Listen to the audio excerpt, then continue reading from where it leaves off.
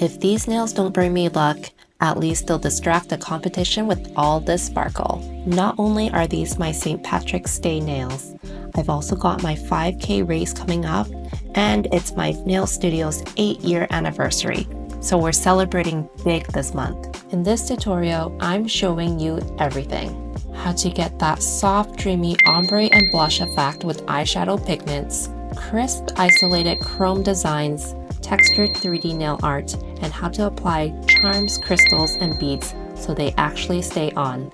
If you're as obsessed with these nails as I am, stick around. I'm about to show you exactly how to recreate them. Before we get into the nail art, I've already prepped my nails with a layer of soft builder gel. If you're wondering how to do this, don't worry. I've got a full tutorial coming out soon. Matte top coat is a must for the upcoming steps.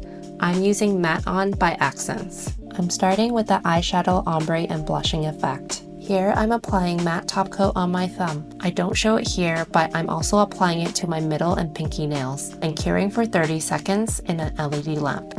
Now for the most satisfying part, wiping off the tacky layer. Watching that glossy shine turn into a smooth, velvety matte never gets old.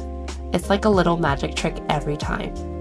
You might not expect to see an eyeshadow palette in a nail tutorial, but trust me, this is my secret weapon for the perfect ombre and blushing nail designs. I'm thinking of mixing a few of these greens together to get that perfect shade. Now let's create that ombre magic. Using an eyeshadow brush, I'm applying the custom mixed green powder to the tip of my nail. The trick here is to keep it more concentrated at the tip and gradually fading it as I move towards the center of my nail. I'm building it up slowly, blending as I go until it fades out completely towards the middle. This is where the matte base really works as magic, helping the powder blend seamlessly and stay in place. The more you blend, the smoother the transition. And there you have it, the perfect green ombre fade. I'm repeating the same technique on my pinky nail. This is honestly my favorite way of doing ombre nails. It is so much easier than some of the other methods out there. No need for fancy tools, just a makeup brush and a pigmented eyeshadow palette. This little round sponge is my secret for giving that soft blushing effect. I'll link it in the description if you want to grab one for yourself. Now I'm using the sponge to apply the green eyeshadow right to the center of my nail. I'm concentrating the color right in the middle and then gently fading it out to the sides for that soft blush effect. The sponge helps blend everything together seamlessly, creating that subtle ombre feel without any harsh lines. This technique gives such a smooth fade. It's one of my go-to tricks for soft, seamless gradients.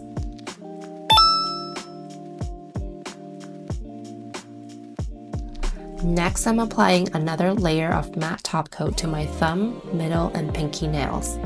This is because I'm about to do one of my current favorite nail art techniques, chrome.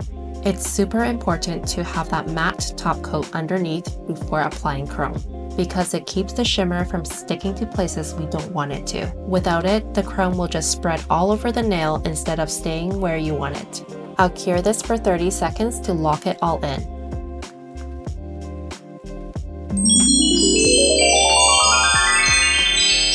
Now I'm buffing the surface with a buffer block. This is my secret step to make sure the chrome powder doesn't stick everywhere. Don't skip this part. After buffing, make sure to brush off any excess powders before moving on to the next step. For the chrome design, I'm using Black On by Akzentz. This is a no-wipe gel polish, which means the chrome powders will stick to it. And this is key, don't just grab any black gel polish or you won't get the results you're looking for. Now I'm using a fine liner brush to apply the Black On gel polish. I'm painting a freehand frame around the outer edges of my nail. Now here's the trick. It doesn't need to be perfect. In fact, I think it looks better when the line is a little bit wobbly. It adds a bit of character and makes it feel more organic. I'm doubling up the frame here and there to make it look more interesting. You really can't go wrong here. Alright, that looks good. I'm curing this for 30 seconds. Next, I'm repeating the same frame design on my middle nail. For my pinky finger, I decided to go with a half frame since it's a bit too small to fit a full one. I actually did the pinky off camera, but you'll see it in a sec when I apply the gold chrome. I'm curing everything for 30 seconds to set the black on before we move on to the fun part. This is the light gold chrome from Savaland. I've tried so many chrome powders, but I can honestly say this is one of my absolute favorites to work with. I don't want to gatekeep, so I'll make sure to include the link in the description if you want to grab it for yourself. Now I'm picking up the gold chrome with a sponge applicator and rubbing it all over the cured black on design on my thumb, middle, and pinky nails. Look at that! This chrome is stunning. It's like liquid gold, and I'm seriously impressed every single time I use it. Now I'm brushing off the excess with a fluffy brush, and voila! Because we followed all the correct steps leading up to this, no gold trimmer is sticking to the places we don't want it. Just look at that flawless finish. Next, we're moving on to the Pearlescent design for the pointer and ring fingernails. I'm using Luxio gel polish in the shade Koi, a beautiful milky white. I'm applying a thin, smooth, and even layer for this milky white polish. Sheer polishes can sometimes go on a little bit patchy, so it's important to make sure everything looks nice and even before curing. This one's looking perfect, so I'm curing for 30 seconds. Now that it's cured, I'm checking out the application, and honestly, I think one coat is all I need for this design. We're keeping it light and delicate. Now I'm applying the same matte top coat over the milky white polish. This time we're not doing an isolated chrome design, we're going in with some 3D gel art. I actually haven't tried this technique before, but I'm hoping the matte surface will help prevent the 3D gel from sliding around. Fingers crossed that this will work.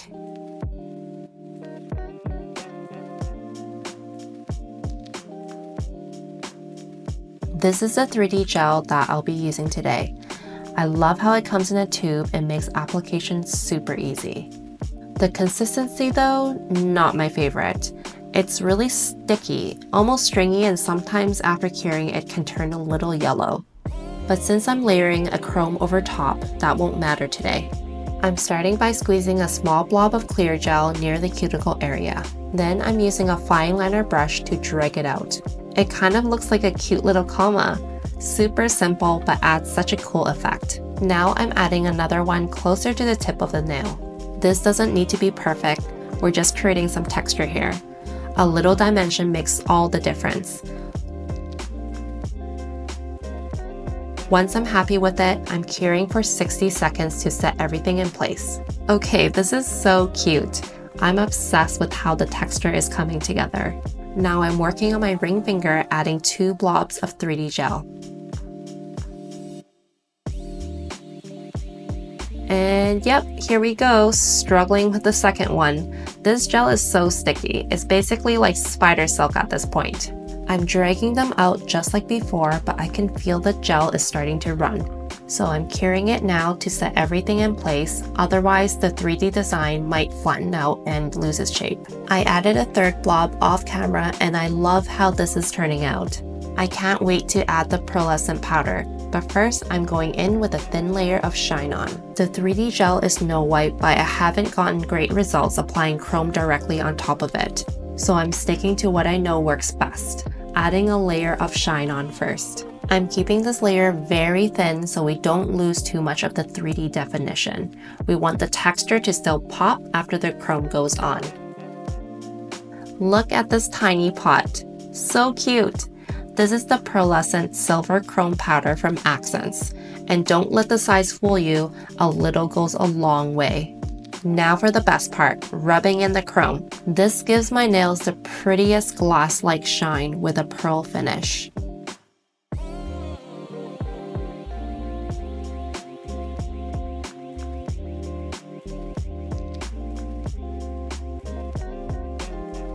I mean, just look at that. I cannot stop staring. Now let's move on to my favorite step, crystal application. For attaching the crystals and charms, I'm using Options Clear from Akzentz. It's my go-to for applying small crystals and charms because it keeps them secure for as long as I need, usually 3 to 4 weeks. This gel is so easy to use, it's durable, but also easy to remove when it's time to switch up my nails. Here are some of the star charms I'll be using today. I'm picking out one of the gold ones for my middle fingernail. How cute are these? Next, I'm using my dotting tool to apply some of the options clear to the center of my middle nail. I want the gel area to be a little bigger than the charm to make sure it stays secure. Oops, looks like I didn't use enough gel. Let me add a little bit more gel to make sure the charm has a solid base. Don't worry, any excess gel will be hidden by the top coat later on. Once the charm's in place, I'm curing it right away so it doesn't move. Here are some of the Swarovski crystals I'll be using. I picked up some different sizes and colors. I've got some AB Aurora Borealis crystals that sparkle in so many different colors, just like the Northern Lights. I'm also using these green peridot crystals today, which are going to look perfect with the color scheme of my nails. I've also added a few silver crystals to the mix. I'm starting on my thumb, and I think the crystals will look really nice on the bottom right corner near the gold chrome frame. Just like the star charm, I'm going in with Options Clear Gel first to create a base for the crystals to stick to. I'm adding a larger green crystal as the centerpiece. It's going to be the focal point of this design. Next, I'm adding more gel around the green crystal to make space for smaller crystals. I'm also adding some gold caviar beads. I didn't show them earlier, but I thought they would be a perfect touch to tie in the gold from the chrome. Now I'm adding a silver crystal, followed by a smaller AB crystal. These AB crystals are pointed at the top, which adds extra texture. I'm using my tweezers to adjust the placement until I'm happy with how everything looks. I'm applying the crystals and beads to my other nails in a very similar way to how I did on my thumb. The goal is to complement the design, keeping everything balanced and cohesive. Just like with the thumb, I'm adjusting and tweaking until I get the perfect arrangement. You want to make sure everything looks well placed and sparkly, without feeling too crowded. And once I'm happy with the placement, I'm curing everything in the LED lamp so the crystals stay put. I'm going to add a little bit more of the Options Clear over the gold beads. These stick out a bit, so I want to make sure they get another coating of gel. It also prevents them from tarnishing. I'm going to do the same with the star charm now. The charm is a bit bulkier, so I want to make sure it is fully encapsulated in gel. It doesn't sit completely flat on my nail, so I'm making sure to round out the parts that stick up with gel. This will help prevent them from catching in my clothes or hair later on. Once I've got everything covered, I'll cure it to set the clear gel and make sure that the charm and the beads stay nice and secure. Now that everything's cured in place, it's time for the final top coat. To keep these crystals nice and sparkly, I'm only applying the top coat around them, not over top. Never apply top coat directly over the crystals. It defeats the purpose of using them in the first place. For areas that are a bit trickier to reach, I'm using a smaller brush to apply the top coat carefully.